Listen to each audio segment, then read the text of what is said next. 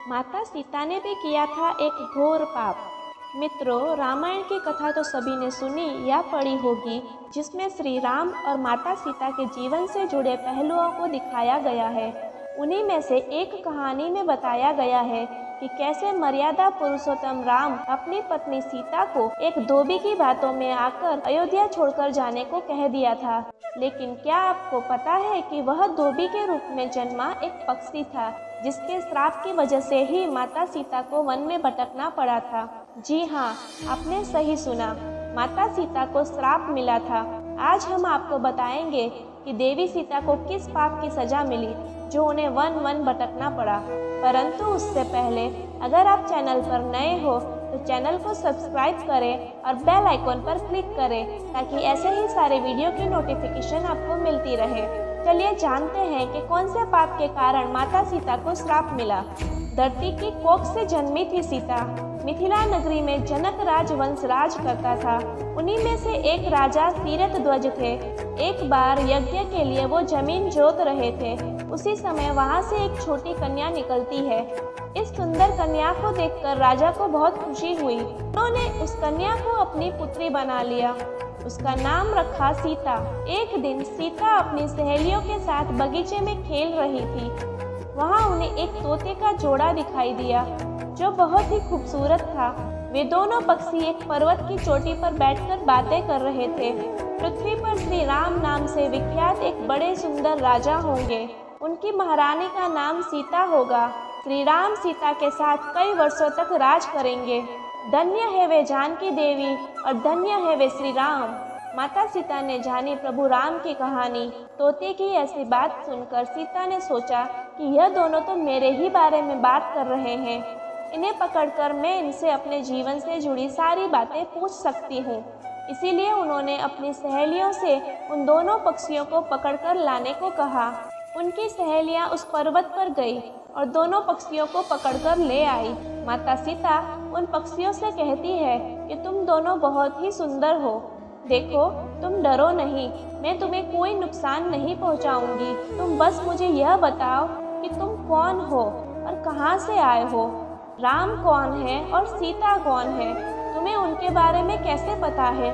पक्षी जोड़े ने सुनाई श्री राम जन्म की कथा। माता सीता के पूछने पर दोनों पक्षी बताते हैं कि एक बहुत विख्यात महर्षि वाल्मीकि हैं।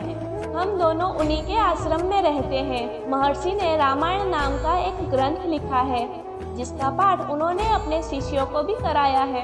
उन पक्षियों ने सीता को यह भी बताया कि इस ग्रंथ में महर्षि वाल्मीकि ने बताया है कि महर्षि ऋषि आश्रम के द्वारा किए गए पुत्र यश यज्ञ से प्रसन्न होकर भगवान विष्णु, राम, लक्ष्मण, भरत और शत्रुघ्न यह 4 मानव शरीर धारण कर पृथ्वी पर जन्म लेंगे। बड़े होने पर श्री राम महर्षि विश्वामित्र और अपने छोटे भाई लक्ष्मण के साथ हाथ में धनुष लिए मिथिला आएंगे और शिव जी के धनुष्य को तोड़कर सीता से विवाह करेंगे। राम और सीता का विवाह।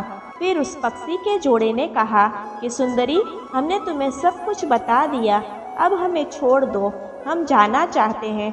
पक्षियों की बातें सुनकर माता सीता के मन में और भी बातें जानने की इच्छा हुई।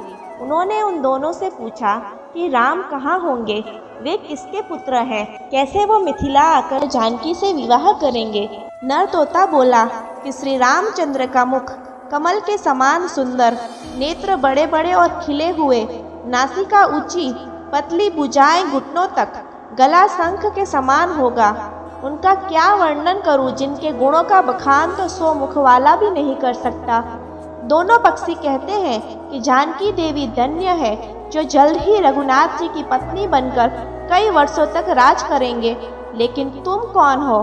पक्षियों की बातें सुनकर सीता ने कहा कि जिसे तुम लोग जानकी कह रहे हो वह मैं ही हूँ। माता सीता उन्हें कहती है कि मैं तुम दोनों को तभी छोड़ूंगी जब श्री राम यहाँ आकर मुझसे विवाह करेंगे। तब तक तुम दोनों आराम से मेरे घर में रह सकते हो। यह सुनकर मादा तोता जानकी से कहती है कि हम तो वन के पक्षी हैं, हमें घर में सुख नहीं मिलेगा। मैं गर्भवती हूँ, मुझे जाने दो, मैं अपने स्थान पर जाकर बच्चे पैदा करूँगी। आप चाहे तो उसके बाद मैं फिर से यहाँ पे आ जाऊँगी। उसके कहने पर भी सीता जी ने उसे नहीं छोड़ा। तब उसके पति यानी नर तोते ने कहा, सीता मेरी पत्नी को छोड़ दो, वह गर्भवती है। जब यह बच्चों को जन्म दे देगी तब उसे लेकर मैं फिर से तुम्हारे पास आ जाऊंगा। जब माता सीता ने कहा, तुम आराम से जा सकते हो, लेकिन यह मुझे पसंद है, तुम घबराओ नहीं, मैं इसकी अच्छे से देखभाल करूंगी। जब सीता ने उस मादा तोते को छोड़ने से मना कर दिया तब वह पक्षी दुखी हो गया। पक्षी दोबारा सीता से निवेदन करता है कि मैं अपनी पत्नी के बिना जिंदा नहीं रह सकता, इसीलिए इसे छोड़ दो। माता सीता तुम बहुत अच्छी हो, मेरी प्रार्थना मान लो। इस तरह उसने बहुत समझाया, लेकिन सीता ने उसकी पत्नी को नहीं छोड़ा।